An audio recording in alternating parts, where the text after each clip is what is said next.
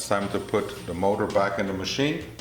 Be careful when you slide it in so you don't bump against any of the steel parts of the machine, because that could chip and damage the bit. So carefully slide it back in.